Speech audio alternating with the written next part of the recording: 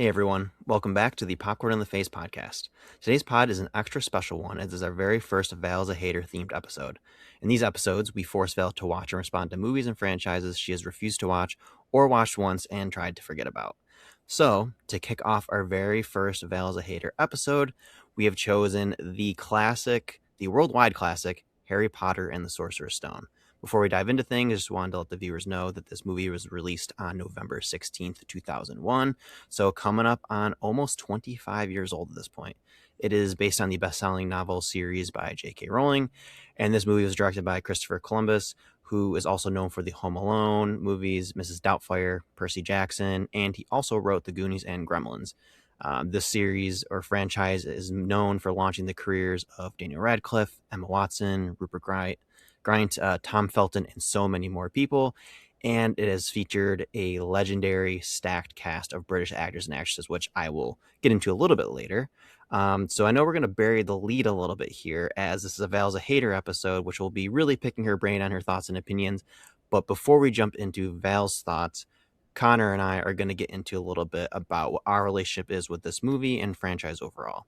So Connor, if you wanted to kick us off and let us know, what your relationship is with Harry Potter and the Sorcerer's Stone. Yeah. Sorcerer's Stone is the book and the movie that I probably have watched the most times out of the whole franchise. Looking at the franchise as a whole, I never even finished them until COVID. But 5-6 years ago, I watched the rest of the series. But I was a big fan of these first two movies, the Christopher Columbus directed ones, and then Prisoner of Azkaban was another one that I was a big fan of. Mm-hmm. I think I gave up reading Goblet of Fire about halfway through, and I think that was the last movie that I had watched until that COVID rewatch. But this one is just so fun. I love the Christopher Columbus of it. He really captures kids and doing their thing. Like, we get so much He of captures kids. he captures kids. Classic Chris Columbus. He captures them well. Yeah, no, I Um, totally agree. a lot of the in the school is just so amazing, and this being the first of a franchise, a massive worldwide franchise, as Matthew said. I mean, they did such a good job with the world building. I mean, you feel like you're a kid going to Hogwarts when you watch this. Had a great time rewatching it. I've seen this one so much through childhood. I had the video games for it. Had a lot of fun playing all those. But this one is a very special one to me. Yeah, I know it's very special to you, like you were saying. And for me, this has always been an all-timer for me. Not only for me, but also my family. I came to this movie at the perfect time. So when this movie came out, I was in the first grade. I was 7, almost 8 years old. I was really into reading. I loved movies. I loved kind of, fantastical things like this. So like everything about it was just ripe for me to really latch onto it and run with it. And like it's one of those. So as we've gotten older and watched more movies throughout the years, you have certain movie theater experiences that sit with you. And this and I feel like Ice Age randomly were two movies that stuck out to me at a very young age that I can always remember those first experiences. I remember seeing this movie. I hadn't read the books yet. I remember seeing this movie and coming home and just like standing in my family room and just standing like one side and just like standing there and thinking like, oh my God, like what did I just witness? Like this is the greatest thing I've ever seen. Like it hit me so hard in the best possible way. And ever since then, I was absolutely hooked. I would go on to, own all the movies and stuff. I would get all the books. I'd read them. I went to 2 midnight releases for the 6th and 7th books. I dressed as a certain Harry Potter character from the 3rd movie, which we'll get into another time for Halloween one year.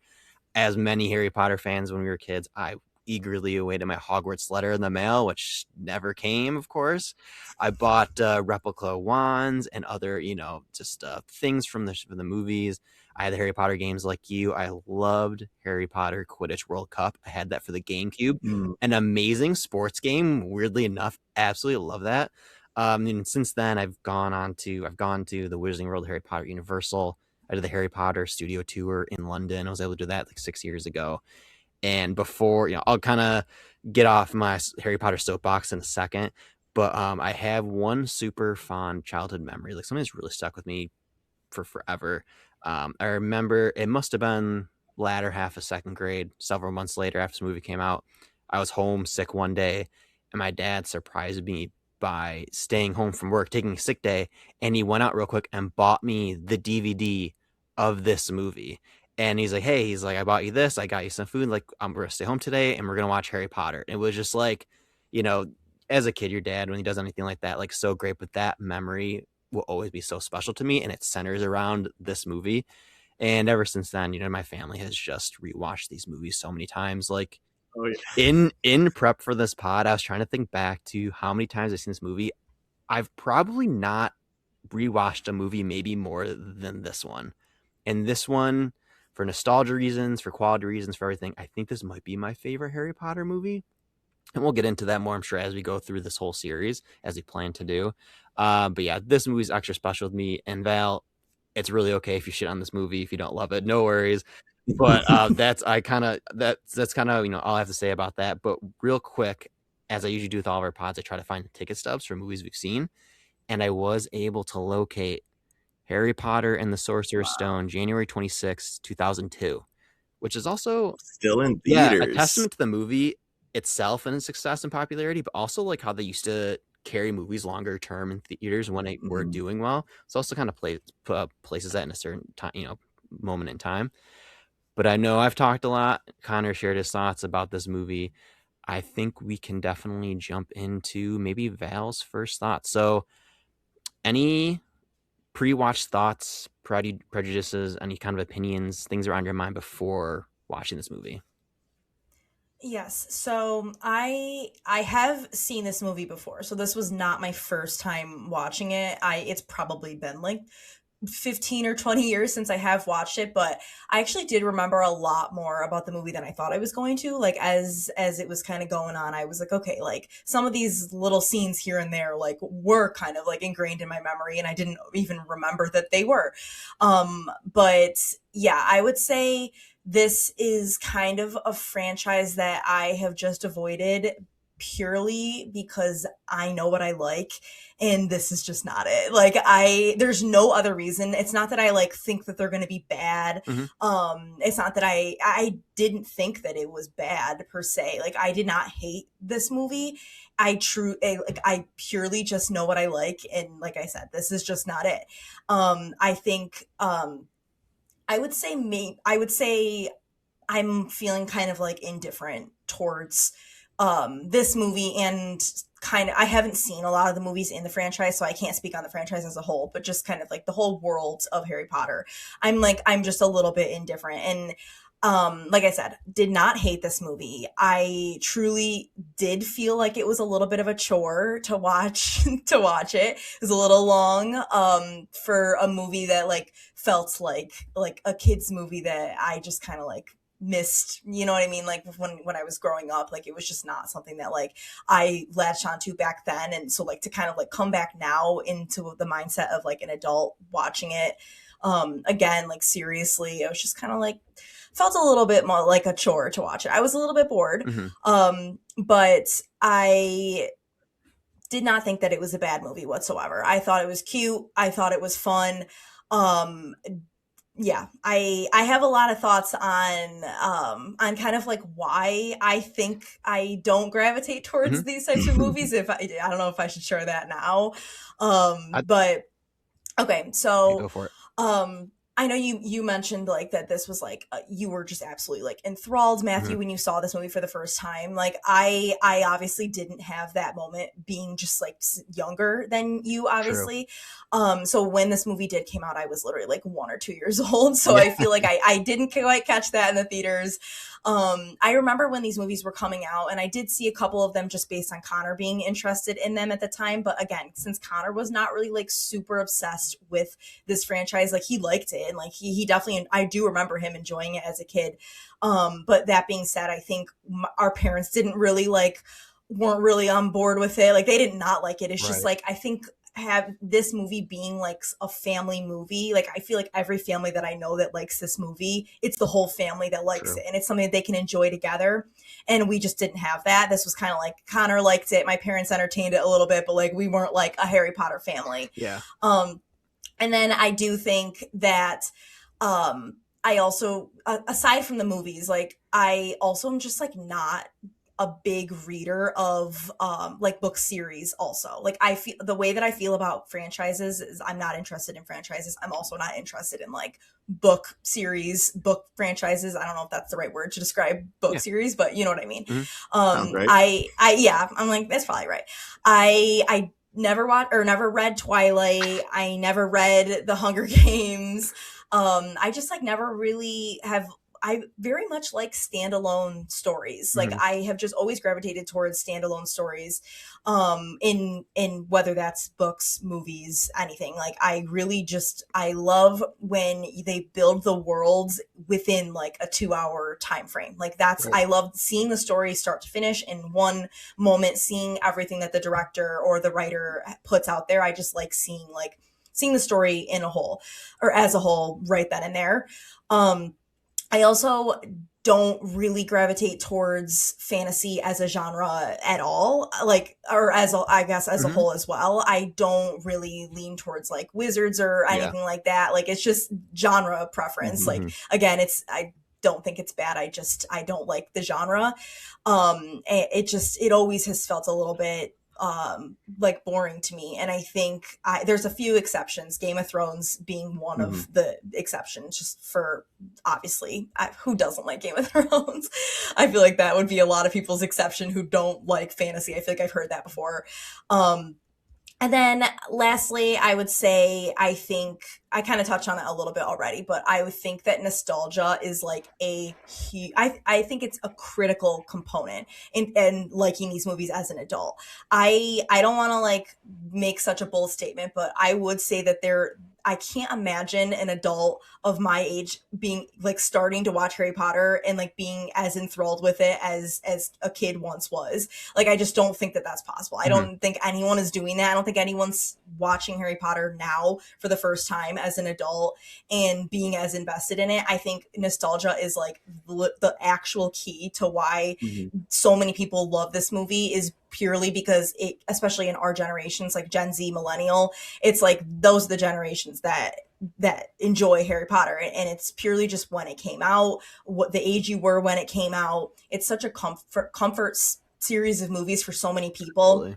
and I don't think that it couldn't be a comfort movie for me because I didn't grow up with it. Mhm. So I think that it's just like I said, it's just something I didn't have. Yeah. It's hard for me to be invested in these movies now as an adult, kind of being like sort of officially introduced into the series. I know I said I've already seen this movie, but I really have not been like officially like dedicated to watching these movies or really started watching them Right. like in a serious manner until right now. Mhm. So yeah, I think that it just there's a lot of factors, Yeah. like family preferences, Mhm. personal preferences, just the timing when it came out, the lack of the nostalgia. I think there's a lot of different reasons, but yeah, I just talked forever, but I think that kind of covers why I don't gravitate towards these movies. But Mhm. yeah, don't didn't hate it, but I am feeling a little bit indifferent Yeah. and a little bit like it might just be Mhm. boring based on my personal Yeah. preferences. I mean, very fair. And I think you highlight a lot of important things. One being that the conditions weren't perfect for you to happen to kind of fall into the series, like it might have for me, and a little less so to that extent, like for Connor. I was the right age, right time. I do love things that pertain to magic. Whether you want to call them wizards or not, magic users type of thing. Like I'm usually pretty cool Mm-hmm. on. I'm a big fantasy person. Not always for all fantasy. There are certain things where I'm like, no, this isn't for me, but all the Mhm. conditions are right at that point for me as well. Nostalgia is huge, like you said. Like a lot of us saw it. People that love these movies saw it when it first came out. A lot of people grew up with it, and then kind of there are a lot of older people of older demographics that did latch onto these, but there might have been a familial component, or maybe they read the books first or something like that. I will Mhm. say it's funny you bring the books though, because I didn't start reading the books until the first two movies had already come out, and then by the time the third one came out when I was in the fourth grade, I was starting to read them all because I was like my reading level was able to kind of churn through them, and like I couldn't understand what I was reading. Um, and then I kind of was reading and watching in tandem. But for my wife, interestingly enough, she is a massive Harry Potter fan, but she grew up with the movies, really liked them, didn't read the books until I think it was COVID. So she finally had time to kind of sit down and Mm. read them, and she reads a billion books. So she flew through those, loved them. And so she kind of came through to Harry Potter kind of in the reverse way that a lot of people do. And the other thing I wanted to touch upon too is you mentioned that, a lot of people nowadays might not be watching them and then, it meaning something to them. I've been seeing a weird amount of like TikToks where friends, partners, so and so, family members have been showing friends of theirs or people they know Harry Potter that have never seen it, and they'll record the reactions and like get in real time. I see Harry Potter and like the whole Avenger or the Marvel Cinematic Universe people do this with a lot, Mhm. and it was weird. I mean, it could be very much my algorithm and not a big number, just very biased algorithm. But a weird amount of people I feel like are coming to it late and getting emotionally invested. But I That's totally, surprising, yeah, honestly, honestly, it to me is. because I wouldn't think that like I said, I think nostalgia is the critical component to this series and Yes, so many other series Mhm. that came out like when we were kind of younger. right. So that is honestly surprising, and it, like you said, it could be the algorithm Mhm. like showing you stories Yeah, like this, but like TikTok does kind of have the power to it bring does. attention back to things that whether they're not really popular anymore or just something that wasn't popular to a Mhm. certain group of people, it really does like expand like at least like the awareness Mhm. of different movies. So Definitely. that's a good Yeah. point. Well, And Matthew, you are definitely on Harry Potter talk. Yeah. I have gotten some yeah, TikToks it, from Yeah. it doesn't you. help when my It's wife's your also on algorithm it. for sure. Yeah, and she's sending me videos and she's influencing my algorithm and everything.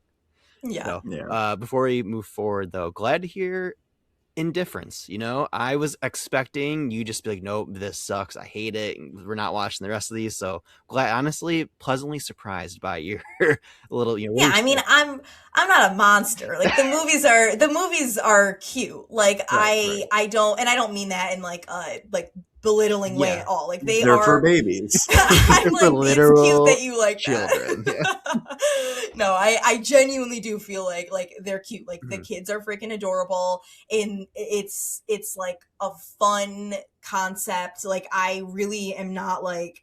I didn't go into this thinking like, oh, I'm gonna hate this. Like, despite the name of the series, I am a hater, but I do believe that I am a fair hater. Like, if I'm Yeah. gonna hate something, I've got some freaking Yeah. reasons why I hate something. So yeah, did not hate, but yeah, it Okay. was it was just it isn't for me. That's That's all. fair. Yeah. At least you're giving it a shot. That's all we can Yeah. ask for. You touched on the familial aspect of it too, and I've always, for my entire life, I have associated Harry Potter with the Ioreos. I have just distinct memories of like when we were younger and going over to your guys' place. I remember all three of you showing me the wands that you had gotten, and you guys were always up. Like, I know you said you didn't start reading them right away, but I just remember you guys reading them. You are at different points in the different books or getting the brand new books and reading them and talking about, the anticipation for the new movies. And I think I overlapped a little bit in the beginning with you guys. I read, like I said, those first few Hmm. books, and was very into those first few movies, but then I kind of fell off of it and remember you guys still being like, this is our shit. Yeah. Like we are a Harry Potter family for sure. So I've just always had that association of Harry Potter and your Mhm. family in my mind. Luckily, Harry Potter is super, super popular and widely accepted. Otherwise, we'd come across like the biggest nerd family ever. Yeah, yeah, they're massive, massive Yeah. movies. there were a lot of families, Connor, that I feel like we were around as like young kids and like family friends Mhm. and cousins and stuff. Like a lot of people that around us were like very into Harry Potter. Like I Yeah, I feel like every one of our parents' friends and their kids like were into yeah. Harry Potter. It was just like it's a huge cultural thing. Like I don't know if it's as popular in like other countries maybe than it is in like Europe and like North America. I don't know, or other continents. I don't know, but I feel like it's just such a huge thing that's like ingrained in Oh yeah. at minimum American culture. Oh, for Hmm. sure. I mean, it's huge here. It's huge worldwide. Obviously, it originated from England, Yeah. but it's like I've seen the number of languages it's been translated in for the books at least. That made it a worldwide phenomenon, and then you made a movie series out of it, like movie franchise. It's just been absolutely everywhere. Everywhere. I feel like it's one of the biggest franchises. Like ever. That feels like a huge thing to Yeah. Mhm. say, but when I really think about it, if it's one of the biggest things I've ever seen and witnessed. So it's definitely permeated like all over the world, and even so, like there's the sport Quidditch in here, which I'll ask you a question about that later. But Quidditch was literally a fictional book or a fictional sport put in a children's book series, and now it's a collegiate international sport. There's literal World Cups. One of my good friends, shout out Bassam, is Shout literally out a Basso. Quidditch World Cup champion. Like he played for a team here in Rochester, and they traveled abroad. Literally, I can't remember if they went to Australia. No, they're in New York. They've traveled elsewhere because they host it all over the world every year. He literally played Quidditch and won the World Cup. It is like a massive thing everywhere, and that's just one little aspect of this, story and franchise.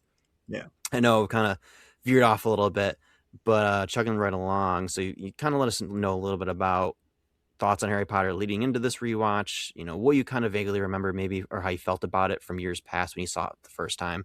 So now that you've rewatched it at this point, you know, as an adult, what were your impressions on this rewatch? What things might have stood out to you or surprised you?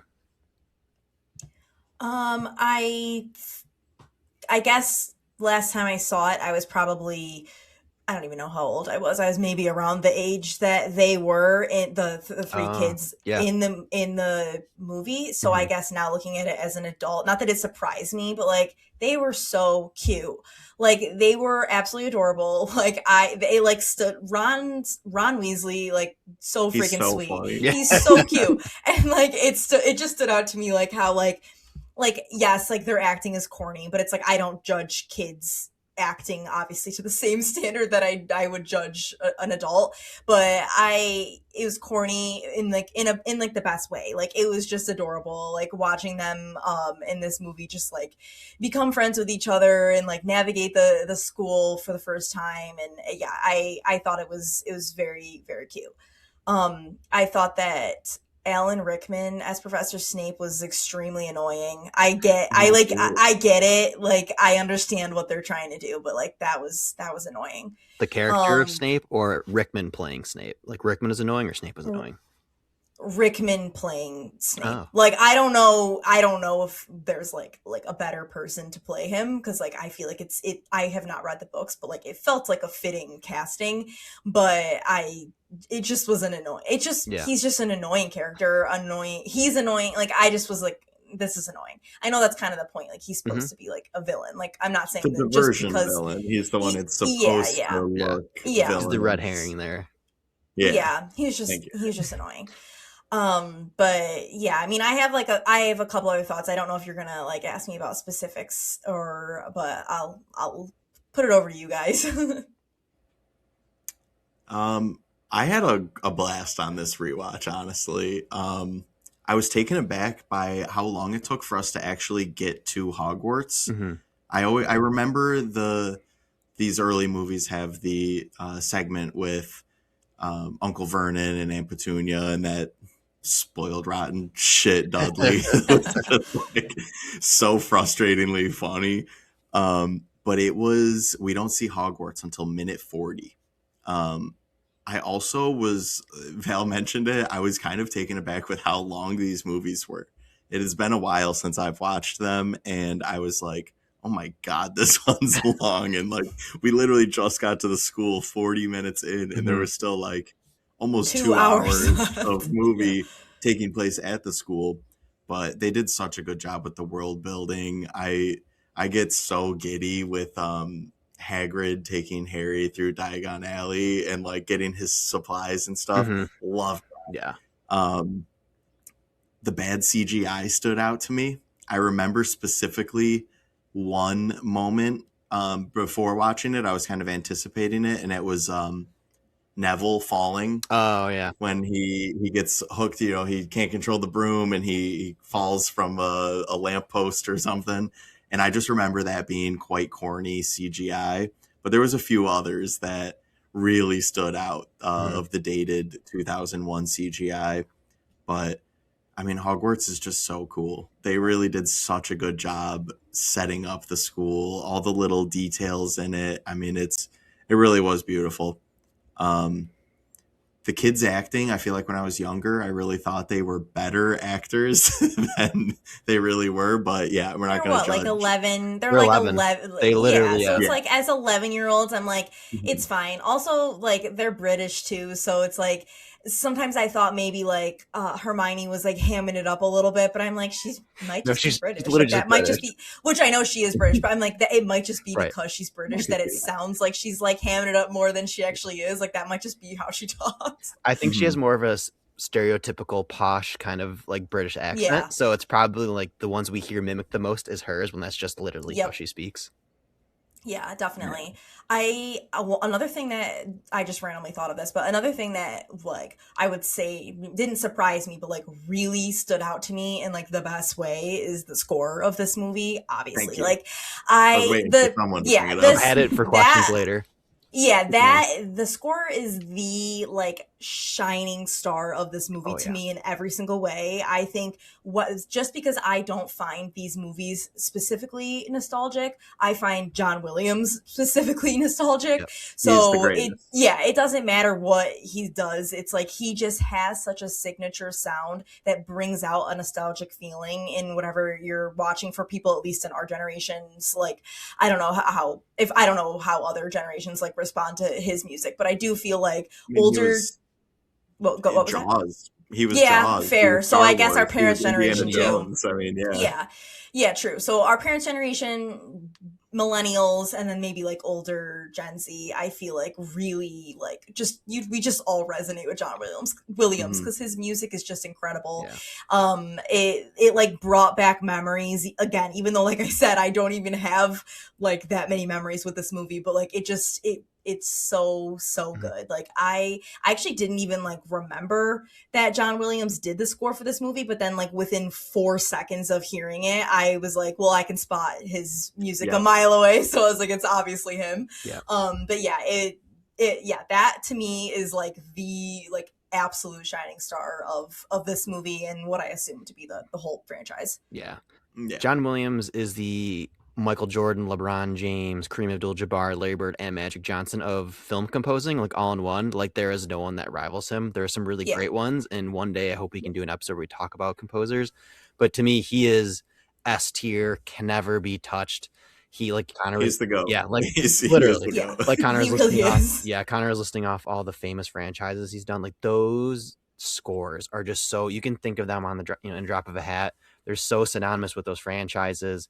And like I feel like all the different scenes where he has different, distinct compositions in this movie. If you were to say, "Oh, the Quidditch scene," and I can hear the dun dun dun dun dun, dun like that quick notes, Mhm. and like the ending scene, the beginning, just that name, the main Harry Potter score or theme, like those are so distinct and so iconic. Like you hear the score, you go, "Oh, Harry Potter!" in an instant. Yeah. Yeah. And I'm really glad you brought And it it's up. pure emotion. Like it Oh, really Yeah. is. yeah. It captures the whole franchise, everything it's going for. Like he really just gets the language of every, and it might just be him setting that language. For sure. It might like Yeah. I don't really know Oh, how yeah. to explain it because Yeah. everything he has done Just is pure just talent. Right. It makes like you he just perfect. understands what the vibe that they're going for, or like you're even saying, Connor, like he might like be a huge component in the setting the vibe like to begin with, Yeah. because Yeah. it's just his music is absolutely insane and it feels like it matches everything that it's in so well. Mhm. Right. Yeah, and like you guys are saying too, like Connor was saying, it sets the language for this movie. It makes me wonder, like, how would this movie have come across to people if he hadn't done the score, or if the score had been something different? Like then, do we view Yeah. this differently? Do the characters in the world come across differently? Because I know we were getting into mine and Connor's like impressions on the rewatch, and something I noted was like Mhm. this movie feels so magical. And I didn't, no pun intended, but like there's a magic to it outside of the fact that there is actual magic in this movie. Just like the lighting, the setting, what's going on, the feeling it gives you. And I feel like the score plays such an important part in kind of making it feel magical. I'd say the score and the set design is the magic of this movie. For sure. I mean, the performances, you can sub out some of the actors, you can, polish up different, digital effects, but what the sets that they built and the score being layered over it is like you literally feel like you're a student at Hogwarts. It is Absolutely amazing. Yeah, and I feel like this is I also want to give Chris Columbus, some kudos on that because, like, he did like Home Alone and certain movies of that too, and there's a warmth to those movies, and I feel like he Hmm. brings that literal, the feelings wise, but also literally warmth to these movies, like you were mentioning, Connor, the set design, how things looked. I was a big fan of the lighting. It felt very cozy and warm, and Hmm. like I think of Christmas Candlelit, time, like. yeah, candlelit. I always Mhm. Hmm. these movies are iconic for being played year round on TNT, TBS, AMC, literally every channel out there. I feel like I'm constantly seeing them every week. Um, but they fit every season. But for me, they're a really big, like, Thanksgiving, Christmas time, wintry type of season type of Yeah. movie. I like, it's a comfort movie, like Val was saying, for a lot of people, and it is for me. I throw it on, I feel like I'm being wrapped up in a warm blanket and like snuggling in for a long winter's night, and I eat a cup of hot chocolate or Hmm. something. Like that. It's like a figurative, warm, cozy blanket for me every time I put it on. Yeah, definitely. I can 100% see, like, I do feel like, yeah, this is a good winter type of a movie. There's like a bunch of movies that fall into this category, and I'm of course blanking on what they are, but there's a lot of like movies I feel like that I will watch during the winter, Thanksgiving and Mhm. Christmas time, that are not Thanksgiving or Christmas movies, but they just fit in that time frame. Mhm. I always make the case to people when talking about favorite or best Christmas movies that Harry Potter and the Sorcerer's Stone is a Christmas movie for the 5 minutes of like their Christmas scenes alone. They are just like Yeah. home run Happy Christmas. Christmas, Harry. Happy Christmas, Harry. Any other impressions on this rewatch, Connor, before we move along for Val's next question? Um, I really just the one thing I wanted to also shout out is Hagrid. I love Hagrid. Every scene with him is like I'm smiling for all of them, and he's just like perfectly casted. Yeah, Um, I don't. He is my favorite part of this entire franchise, yeah, hands down. I think he's the best performance. I think he's such a warm character. His friendship with the kids, like, immediately is believable. I guess it's kind of weird on paper that, like, these yeah. 11-year-olds are like Right, best friends with the right. gameskeeper Yeah, who this adult. like lives in a hut with the creatures and stuff, Right. but it doesn't feel that way when you're watching it. That's like Hmm. a You like, common thing in fantasy movies, though, I feel like. mhm, Like, there always is, like, a older, wiser person who's, yeah, like, along It's with kids, and it's yeah. not weird. It sounds, mhm, like you said, it sounds weird, but it is not in mhm, the movies. It's the yeah. classic Where Dumbledore mentor. kind of fills in Yeah. it, Yeah, it's a classic mentor but or magical guide type of trope for a yeah, Yes, character, I feel like. exactly. Yeah. but And Hagrid's just the I'm best. glad you brought up Hagrid too, because like as you're talking, it made me think about, like you were saying, just his character, and he's a very, to kind of combine my thoughts earlier about just the setting being so warm. He is also a very warm and inviting and kind character.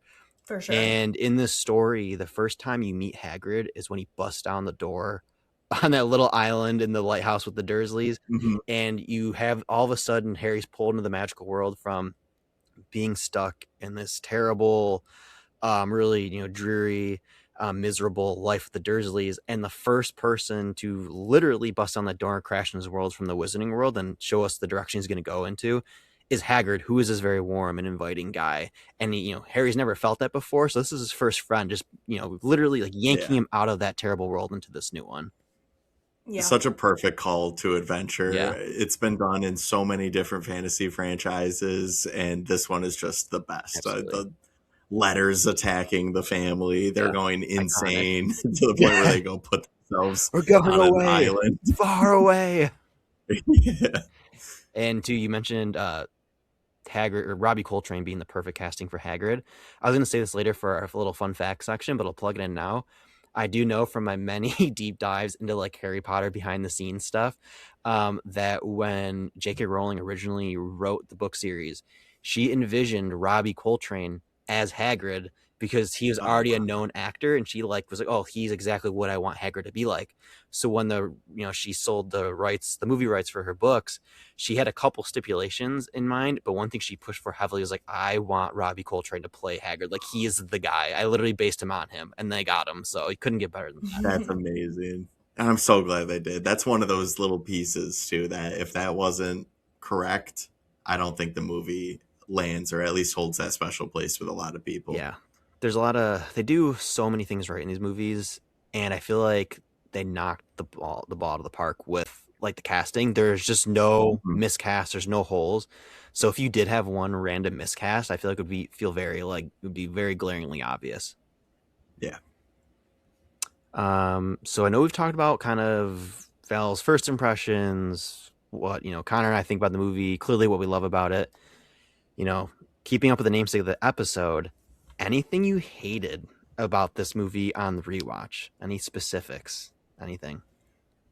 Um, I wouldn't say that I like hated this per Mhm. se, but one thing that I did kind of notice, and once I noticed it, I couldn't like stop noticing it, is the fact that obviously this is based on a book series, but it very much felt like it was based on a book series. Like Okay. just the way that the plot ran, it felt like I was reading a book. Like I like have been reading a lot more recently, I feel like, which is probably why I've like made the connection between this, because not something that I probably would have noticed in like previous years when I really wasn't really reading as much. But it almost just felt like certain the structure of the storytelling and like certain lines and just like the way that this movie was constructed, like it very much felt like the different acts within Mhm. a book versus a movie.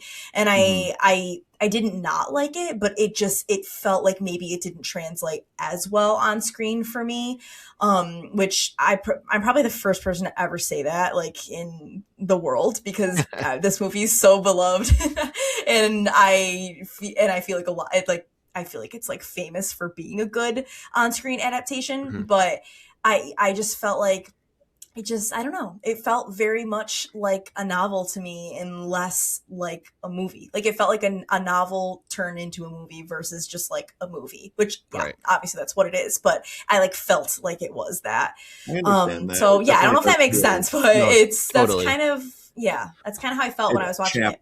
Yeah. chapters Yes, rather than a exactly. traditional 3-act Yeah. movie. Yeah, Well, and I like think I was mentioning earlier, I really do enjoy like standalone stories. Like I said, like I love a standalone story, and like it's with movies like this, it's like impossible to like for me to get that feeling from this, because it's like okay, there's a lot more coming ahead, like Yeah. and they make it known that it's like this is not the end. There's a lot more coming, there's a lot of unanswered questions, there's a lot of stuff that's going to happen. It's so yeah, I don't love that, and I like I said, I just don't like franchises. I think like again, I wouldn't say hate, but I really just don't like franchises. I don't even like sequels.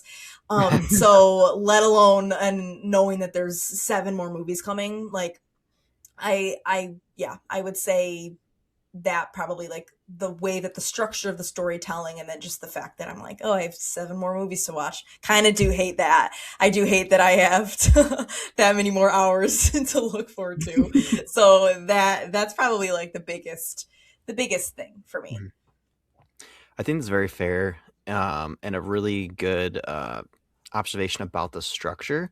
Because I mean, when I first saw this, when Connor first saw it, even when you saw it as a kid, we didn't know anything about movie structure, book Yeah. structure Yep. in general, but also the differences. So like now, as we've dove into movies and TV shows as we've gotten older, and we're aware of the typical 3 act structure, seeing it a million times and consuming so much content, we can easily see the act one, act two, act three, and so on, like those breaks. We know how kind of scenes are chunked together, the different plot points, that kind of stuff.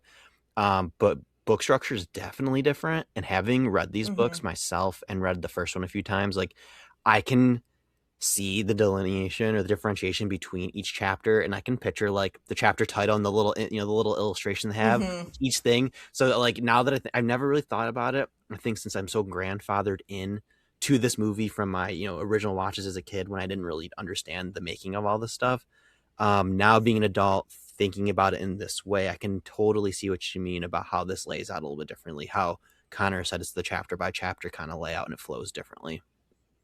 Yeah. And I think it's I'm not trying to, I'll try to understand where you're coming from with franchises, Vale. And it's like the ending isn't as much of a conclusion to each story because there's so much setup for the overarching story. And it's like, as we go through several more of these movies, you get these nuggets of the background story, the history, like the world has been built, but there's so much future additions to that world. Do you think that's why you're maybe not responding to these franchise stories as opposed to a one-off movie? I think I am critical of franchises because I just feel like it's just too much. It's just too much. It goes on for too long. And it's like, to me, that doesn't belong in movies. Like, we have TV. It's like, why would we have 15? I'm being dramatic. Obviously, I know Harry Potter's not 15 movies, but it's like, why Good way to would we put have it. 15 yeah, why would we have 15 movies when you could literally have a show that has a series. Although I am critical of this in TV too, and I think there are too many seasons. Hmm. But I just think that the more opportunity, the longer movies and franchises and TV shows, the longer they go on, there's more opportunities to lose the plot. And I think they almost always lose the plot.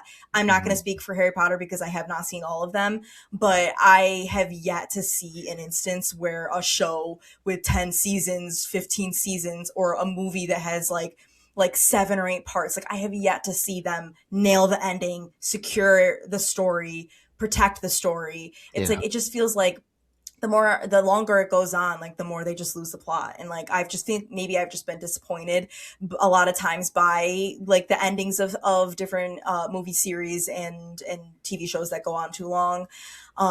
Yeah, I don't know. I know I've said it a million times, but like, I truly do enjoy a story where it's like they build the entire world, they introduce you to all the characters, they make you fall in love, they make you hate the characters, they make you understand them.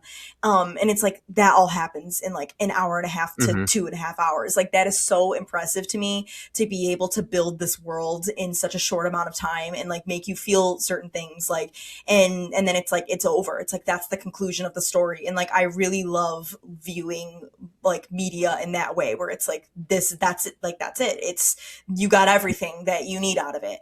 And then another main reason why I don't always like franchises is just because, I kind of going hand in hand with what I just said, I do think that a lot of times they go on too long Yeah. purely for money. So it's like they're Yeah. trying to make more money, and I don't agree with that. I don't think that art should be like, or the quality of Bastardized. art Yeah. should be, yeah, the Yeah. quality of art shouldn't be sacrificed Yeah. for to make a profit. Right. And like, I know that obviously we live in a capitalist society, so it's like, obviously that's not like, I'm like talking like a friggin' hippie right now, but you get what I'm saying. Yeah. It just feels sad when like you Yeah. know that something could have been good, but it went on so long because they needed to make more money. And then and yeah, and I know that people, Harry Potter might be different because people want these movies. Like, people were looking for them. People liked the books and they wanted movies based on the book. So it's not like they were Mhm. forcing it upon their fans who didn't even want this or didn't even ask for it. It's like, Right. people did want this. People do resonate with this. People like the world. So I can understand if that's what the fans want, and if that's what the artist wants to do. Like, I understand. It's just not for me. Yeah. I think, yeah, you bring up a good point, and I feel like 2001 was also a different time Hmm. where they weren't adapting many things like this into TV shows. Yeah, So I think movie was kind of just more of the route to go, 25, that's fair. 26 years ago. But yeah, I think you hit the nail on the head though. Like right as you were saying it, like wondering why do they make these things into movies and not TV shows? And the only thing I could think of like you was just money. You're gonna make way more at Hmm. the box office with this. Mhm. It's harder to make that money or as much through cable syndication or more. So now you air it on a streamer and you're paying for a subscription, and you're not going to make that same amount someone paying for a subscription for one show, who if they're doing it for one show they might then end up canceling it and then they're missing out, Yeah. where you can just make money tenfold doing it through the movies like that. So Mhm. I know. I was going to say it's in 2001. It made sense to do movies because TV wasn't at that spot right. yet. Now it makes sense to do it as a TV show, which is what they are doing Yes, with that's this yeah. new Harry Potter is Yeah. going to be a series. Did you know that, Val? They're redoing the the movies as a TV series or the story as a TV I series. know I didn't know that, Yeah. but I'm honestly not surprised because this kind of Yeah. falls into what I was saying. It sometimes it just feels like with these, like, of course, like I said, if this is what the people want, you should give it to them. But I do Mhm. think that it's too much sometimes. It just feels It like it is. never ends with some of these Yeah. things, and it's like Yeah. I've talked to you guys a ton about like how I feel like Marvel does this and Star Wars does Mhm. this. It's like it just feels like it's like when does this end? It never ends. It just maybe I just get overwhelmed too Right. easily as a person because Mhm. I'm like it's It's like overwhelming to me that episodic there's Mhm. 400 storytelling. movies. Yeah, there's 400 movies, Right. but now there's also 6 series coming out, Yeah. and it's like it's all happening Mhm. at once, and you're like, Yeah. oh my god. I mean, Yeah. what? But you touched on it's the nostalgia, like catching someone at the right age with the story. And now these movies are, I mean, this one's 25 years old today. Mhm. And we're getting to the point where there is a younger generation that maybe aren't growing up with these movies that are 25 to 15 years Mhm. old. So this new series is a way to kind of capture this younger generation as a new audience and have these Harry Potter fans for the next 30, 40 Yeah. years. No, Yeah. that's a great way to put it. And what I'm hearing from you, Val, is just you like well told stories. You like the stories to be efficient, get in and out in 2-ish Yeah. hours. They don't need to be, prolonged. They don't need to be dragged out into huge series if it's, not needed. TV shows are great, but also don't run 10, 12 seasons, as we've all seen. Shows go too long. They, Mm-hmm. jump the shark eventually. They kind of flub the ending or drag it out when they run out of story. Now you're starting to see, at least with television, like certain stories and creators that are all right, 4, 5, 6 seasons. I know my Which I story end, love. which is great. Yeah. Mm-hmm. Yeah, and Big respect yeah, for that. yeah, and I'm sure we'll get to it eventually on the pod too. And we've all talked about this, especially Connor and I off pod before. And we bring up like Marvel. There was a time where I was like, yeah, more, more movies. Oh, cool, TV shows. I always clamoring for more content. But then they started putting out really bad content, and they were just kind of rolling things off an assembly line. It was all cookie cutter. They didn't give a crap about the characters. The execution was bad. The story was Yeah. bad. So I wanted more content as long as the story was good. So I'm kind of there with you too, also with the story. But yeah, I'm glad Connor brought up the TV show because they just announced this within the last like 2 years that they were making it. This past year, there was a lot of stuff about like in the news about the casting, and they've been very secretive. They just Yeah. announced the 3 leads a few months back. Um, and notably, Dumbledore is played by John Lithgow. Yeah. Okay, now that you're saying that, I did see that. I Mhm. like didn't put two and two together that was a new that's what Mhm. the series was, like Yeah. Harry Potter movies in a series. But I did see that John Lithgow was cast for something Harry Potter Yep. related, so I was Took like, some oh, flack too for being an American Yeah. playing He's Dumbledore. going to be like the only American ever playing a British character in the series. Because one of my other facts Yeah. for later was J.K. Rowling, when she sold the rights for, to do these movies, she was like, I will let you do this only if you cast an all British cast. Like this has to take place in Britain. is Has she to. British? She's British, yeah. Okay. Yep. And they agreed to it. So so they really obviously just got the top of the cream of the crop British Glad they people. did. Yeah, we're now Lithgow. It's authentic for that. Oh, for sure. Mhm. Yeah. Yeah. So last thing on the series, I saw a new promo picture, the first promo picture, like literally today, and it was like young Harry going to the Quidditch pitch, like, and from a picture from behind, and I gotta say, like, it got me kind of excited, even though no part of me has wanted this remake whatsoever. It's such an Mhm. iconic series that, one, I think it should be left alone, and two, it's kind of a detriment to the cast, but mainly the kids that are going to play the 3 leads, because the first set of movies are so iconic. You're just always going to compare them to Daniel Radcliffe, Rupert Grint, Emma Mhm. Watson, who are just all-time castings and will always be known as those characters. So I have a lot of thoughts on that. I won't go into it now. It's probably a whole nother hour there. Yeah. Yeah. So anything else that didn't sit well with you from this movie, Val? No. Okay. That's it. And then next, in regards to performances, any favorite performances in this movie? Any performance you thought was the worst? Honestly, a little bit indifferent on the acting. I do think that there, which is maybe a good thing because nothing really stood out to me as like bad, so it means that like it all kind of like made sense, it all kind of like blended into the world that it was supposed to be in. So I think like overall, I guess, good job on Mhm. like the casting and the acting and everything. I don't think that anyone in particular's like performance stood out to me as like amazing though. I think Right. it accomplished what it needed to accomplish, Yep. and that's good. I Yeah. think that's a good thing. But yeah, no one in particular like stood out to me like, wow, this is an amazing acting performance. Like it was just, yeah, kind of indifferent on that. Oh, fair. Yeah, that's a good point because I've always loved this movie, obviously, um, but never thought critically about the performances. I just assumed they were great because I saw these Hmm. people as their characters and they loved the movie, and Right. as a kid when I saw them, so I didn't think any otherwise. But I think they got the job done, which is I think what you're getting at. Yeah, They did what they exactly. had to do, and that's all they need to do. Right. Any favorite characters from this movie? Like the characters Um, themselves, not I the performers. Yeah, yeah. I mentioned like I think in the beginning, like I just thought Ron's whole character is he's goofy, he's funny. I love a goofy like little kid in Yeah. a movie like this. Like Mhm. he's very funny. I Hermione, like I get she's supposed to be annoying, so it's like I Right. get like she's supposed to be Hmm. a know-it-all, like she's supposed to be Yeah. like that. But I thought she was fine. Like you mentioned, Connor Hagrid, like he just seems like such a great character. And again, I don't really beyond I think the second movie, I don't really know where his storyline goes because I've never seen the movies. But I'm that part. I'm like, yeah, I am looking forward to seeing like where his storyline goes. I feel like he seemed like you guys were saying before, even like he's very like comforting presence. Like he gets along well with the kids. He likes them. He wants to help them. Like it's just like a just all the things that I feel like you would want to see in a movie like this. But yeah, I feel like overall, like they a lot of like cute, fun characters, and I did like it. Hmm. I know, Connor, you mentioned Hagrid being your favorite. Any others that Oh really yeah. stood out to you from this movie on this rewatch, or just from all of your watches over the years?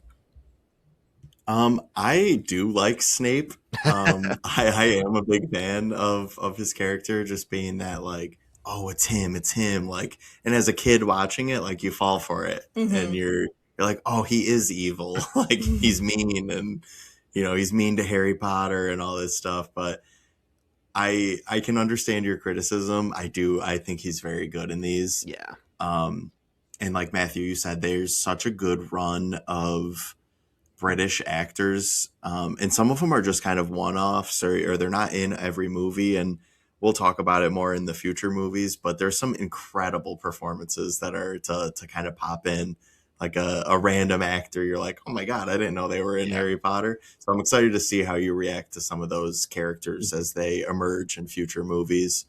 Um, Dumbledore is just like another very comforting force. Hmm. You have the actor's name who played Dumbledore in these or first ones, Yes, Richard Harris.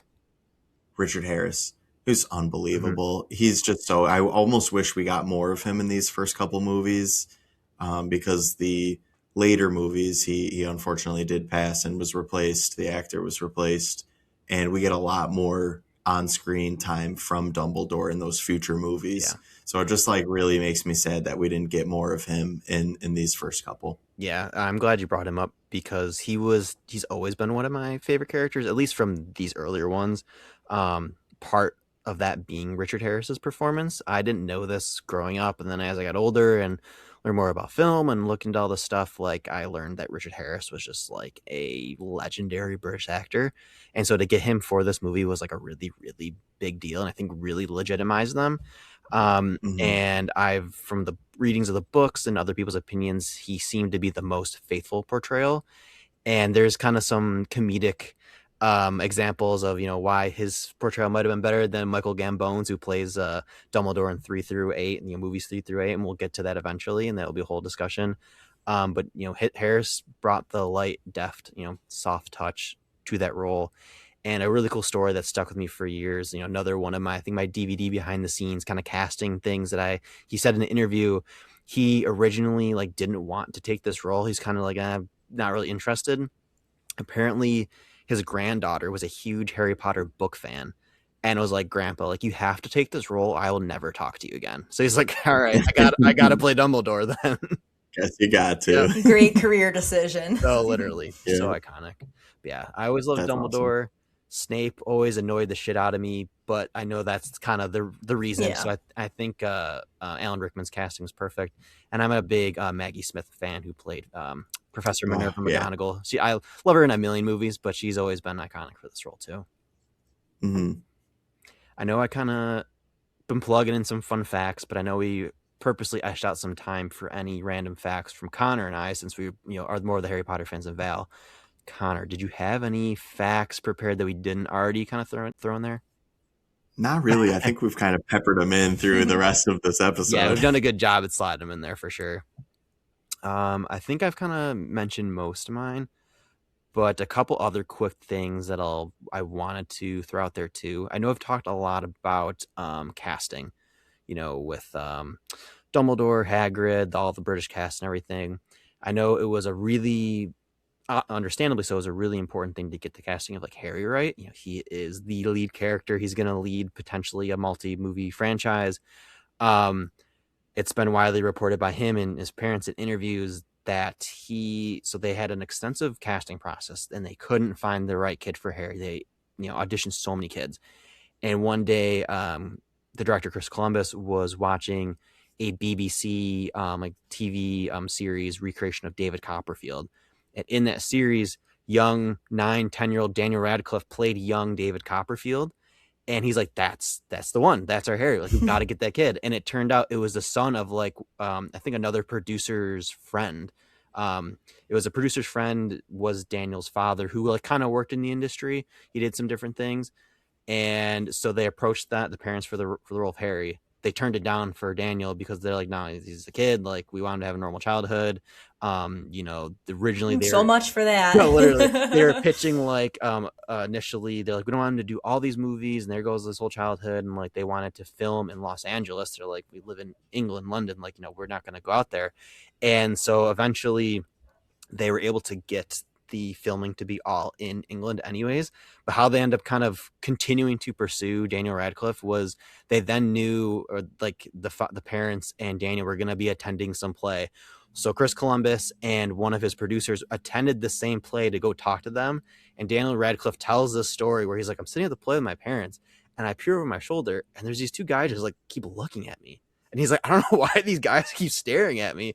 And eventually they got up over the player like, hey, like we're so and so, we really want you to do this. And they were able to talk him into it, the parents into it by one, filming in London, and two, instead of agreeing to a 6-movie deal, which is what they first wanted them to do, like, all right, we'll do 2 movies and then you can kind of figure out if you want to keep going after that. So that's how they nailed the role for Daniel there.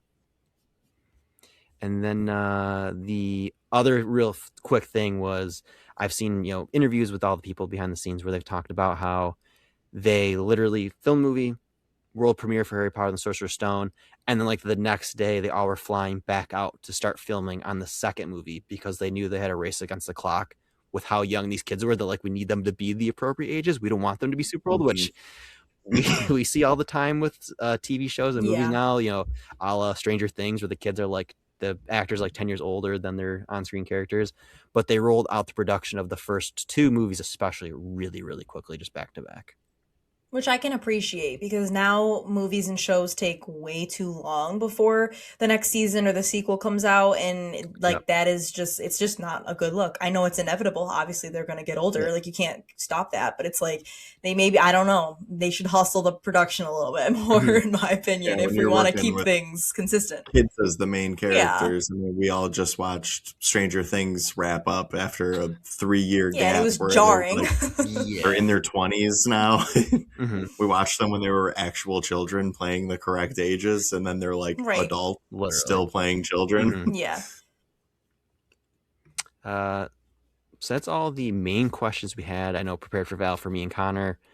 And now is our open discussion section. So any other lingering questions that you have, Connor, for Val for this movie? Yeah, I marked down a couple scenes that I really liked, and I wanted to just know what you thought of. Firstly, the Dursleys in the beginning the aunt, uncle, and their just rotten child. Very cartoonish performances, but I was wondering how you thought of them as the opening to this movie. So I actually feel like they're very annoying. Like they're disgusting and they're weird and they're annoying. Like that I feel like goes without saying, honestly. Like that's the point. But two, I actually feel like it was like a very effective way of making you root for Harry and like want the best for him and want him to escape this like horrible life that he's Yeah, living. True. Like living under it's the stairs. yeah, like Literally. it's like it literally is like almost comical how badly they treat him, and you're just Mhm. like, this doesn't even feel real. Like this is so insane. Like how they like clear favoritism of their son over their nephew. But yeah, I think it's effective. It makes you feel so bad for this kid and want a better life for him because he deserves it, and he's just like this sweet little kid, and he doesn't deserve to be treated like that. And he honestly takes it really well. Like the way that they treat him, like I've noticed in a couple of scenes, like I was just like he really just kind of like takes it. Like he's just like doesn't like obviously of course it bothers him, but it's like he like I feel like he maturely handles the situation that he's in, Yeah. which is Mhm. a horrible situation. Hmm. But yeah, I thought I that actually the beginning of this movie is one of the things that stood out to me the most as like things that I remembered from watching it before. I think like Mhm. it was just like the tail on what's his name, Dudley, like when Dudley. Hagrid Yeah. casts a spell on him and he has the tail comes out like that, like instantly I was like, oh my god, I remember that. And yeah, I just feel like just the whole situation and like the first like 15-20 minutes of the movie, I was like, yeah, I very much remember this and this annoying ass family. Mhm. Now, how did you feel they landed the ending? Going from they go through the trap door to the devil's snare and they have to fall through that, the flying keys room to the wizard chest to that final battle between Voldemort and Harry. Like that whole final sequence, that almost like adventure through the beneath the castle to the conclusion. Did you think that was effective as well? Yeah, I liked it. I thought that the chess was really fun. That Yeah. was a cool scene. I really liked that. Yeah, I like the like jumping between like different like not I don't want to say like puzzles or like riddles, but like jumping in between like different things Challenges. that they yeah different challenges that they have to Hmm. figure out. I like that. I mean, that's a key component of like adventure movies that I like. It so like Yeah. yeah, I did enjoy that. It kept things moving. It was fun and yeah, kept you on your toes towards the end. So I like that. Hmm. I had a feeling because I know you're not a fantasy fan, but that ending stretch was very the three kids working together in Yeah, like adventure style challenges, and I I liked was it. like, I Yeah. wonder if Val's enjoying this as well. Yeah. Oh, I definitely during when the chess scene came on, like I like locked in for a hot second. Like I'm not Yeah. gonna lie, I was on my phone like a couple of different times throughout the movie. I tried my very hardest to give it a fair watch, but no, I absolutely was like locked in towards the end, and yeah, it was like obviously that whole like chess callback thing to Hmm. earlier when they were like, oh, like Mhm. is this I Yeah. forgot what they referred to it. They were like, "Is this like wizard Wizard chess, which chess. is Wizard like chess, different yeah. than normal chess?" So And then barbaric. he did, yeah. And then he did like he tested it to see if it was, and he was like, "Yep, it is." Like That's I a thought wizard that was chess. funny. Yeah, It's like yeah, I really liked it. not a great tactic for playing chess is to just sacrifice a piece right off the bat. Is Kind of a good tactic though pretty to tough. know if your life is going to be on the line or not. True. That's Test the true. That's true. waters. But if their life is on the line, you would not want to lose that. You Yeah, wouldn't want to fair. lose that game Also by fair. sacrificing a piece on move one.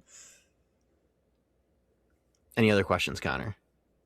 No, that's what I got. I kind of just wanted to touch base on the beginning and the end. Hmm. I had a couple quick ones for you, Val. You already touched upon John Williams, touched upon how like this movie looks visually because I wanted to see how he felt like it held up, but we kind of discussed that already. Another thing I wanted to ask was, what was it like for you seeing a lot of these moments that honestly been highly memed over the years, especially in the TikTok era? I know a big one was not me, not Hermione, you. Like that's been everywhere for like six Yeah. years. Were there any memed moments that you noticed? Don't have the name or anything, but like anything you've seen like just floating around the internet that you were like, oh yeah, that's right, this is from this. Yeah, there actually was one that stood out to me, and I don't even remember the exact quote, but I think it was like, when I make my move, like Yeah. that. Yeah. I have literally heard that on TikTok like a million times. So like that actually made me like laugh out loud, Mhm. because I it's always like funny when you see something on a meme before you see the movie or the show, or at least remember it, Mhm. and then you like see it live and you're like, wait, what? Yeah. So that was funny. I think that was it. There might have been Mhm. another one, but I'm not remembering. But that one specifically stood out to me because I feel like I always laugh at those TikToks that use that sound. Mhm. Yeah, I feel like that's definitely the biggest and most iconic of like the meme moments. And there's a lot of Hmm. littler ones that like kind of float around probably my For You page since I'm very locked into Harry Yeah, Potter TikTok apparently. yeah. I'm like, oh, I Uh, hadn't heard of that meme. You're like, really? yeah, I know a big one. Just a famous quote from this movie that also will slip into things sometimes. Is when they're in Charms class and they're trying to make the feathers float, and Hermione is like, "It's not Leviosa, it's a or it's not." I'm gonna, yeah, Leviosa. it's Leviosa, not Leviosa.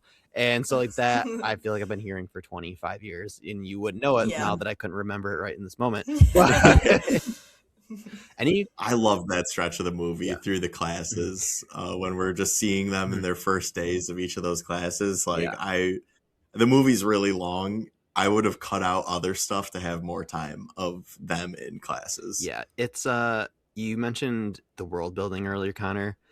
It's super effective. It's so effective. There's some movies that do poor jobs of world building, and whether it's movies or books too, there's some that kind of like, oh, we're in a faraway land and there's some magic, maybe there's a dragon, but like the world building's kind of whatever. Where this, I feel like every scene it's building, especially when you get to the Hmm. school, and it's such a unique story. Like, oh, a school of wizardry. Oh, here's one class. Here's another class. This is where they live. Oh, there's a troll here in the school. Oh, they play Quidditch. Like every for that stretch you're talking about, I feel like they're just building upon like, wow, this is the world, and there's Yeah. so much here, and I'm learning so much about it, and it does it in really effective ways. I mean, what better way to teach people about a world than to teach kids, in school, kind of having the dual purposes there with that.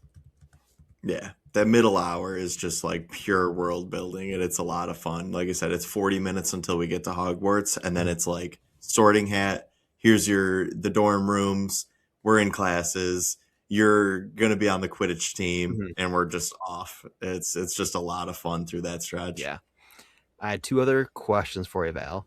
The first being, Mhm. um, what were your thoughts on the Quidditch scenes? Like, just the sport, how'd they look? What'd you feel during them? Because it's such an iconic part of like the story. It's a little annoying.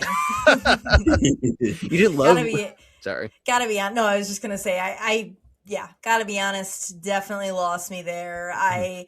I think if when there's like a sport related scene in a movie that isn't a True. sports movie, that kind of annoys me. Yeah. I didn't even realize that really until like now, but like I do feel like when I'm like, let's get back to the storyline. Like, and Mhm. yes, I'm aware that like the storyline is still progressing during the sports scenes, whatever, but yeah, to me that's just like a boring little like offshoot to the story where I'm like, Mhm. let's get back to the plot. No, that makes sense. My other question is, I know we've kind of hinted at like future books, future movies. Any predictions for what's to come? I know you've seen a very long time ago the second movie, The Chamber of Secrets, but long term, any ideas about what might happen to characters, where the story might take us? I don't know how much you know exactly about kind of how everything plays out. Well, I don't really know too much, but I'm assuming that Harry is as important as everyone says he is. I'm assuming he's the only one who's going to People are be able. gasping. I'm assuming he's the only one that's going to be able to defeat Voldemort, and I bet he's going to have like a big standoff type of. I don't know how long it's going to last, if they're going to have multiple encounters, or if it just leads up to kind of like one big encounter.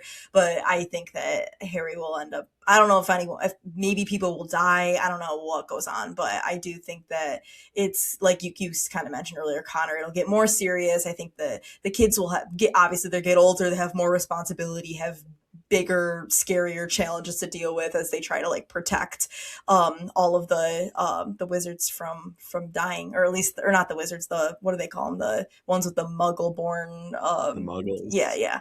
Hmm. I don't even remember what it was. It was like if they had like Oh, one the Muggle mud bloods. parent and then one. Yeah, what was it? The mudblood Yeah. is like their slang, the wizard Yeah. supremacist slang. J.K. Rowling comes Yeah. up I with don't a know. lot of slurs. Muggles for non-magic folk, mudbloods for people that are of mixed magical background. Yeah. Yeah.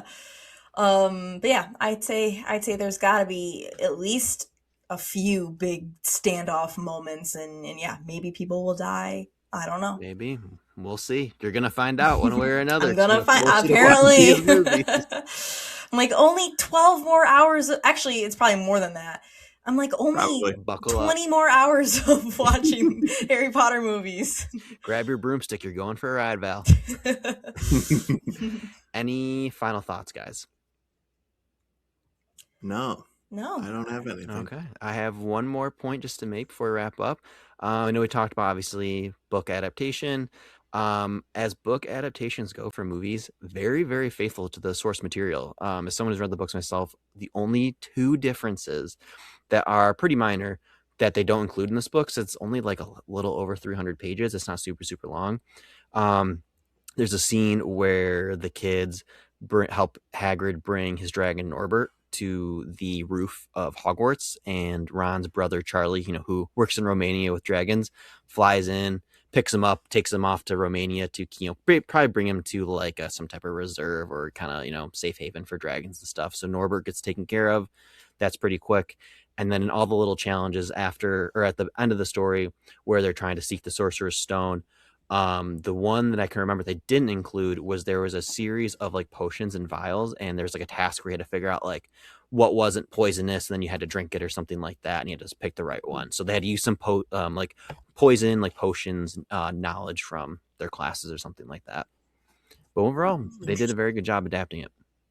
Yeah, I feel like honestly, it's without even reading the books, like I mentioned earlier, like it was evident that like it very much felt like a book. Yeah, for sure. All right. Lyra's making another appearance. Yeah, Hello, Lyra. Lyra's telling us she loves Harry Potter, and it's also time to wrap up the episode. Yeah. Like good instinct, Lyra. Yes, good timing. All right, well, thanks for being such a great sport, Val, and letting us force you rewatch a movie you've seen and refused to watch for many, many years. I look forward to you having to watch more Harry Potters. All right, before we get out of here, on a scale of Ooh. 1 to 5 popcorn buckets, what do you give this movie, Val? I give this movie 3 popcorn buckets. I'll take it. I'm very happy with that rating. All right, well, thanks for listening, everyone. This has been the first Val's a Hater episode.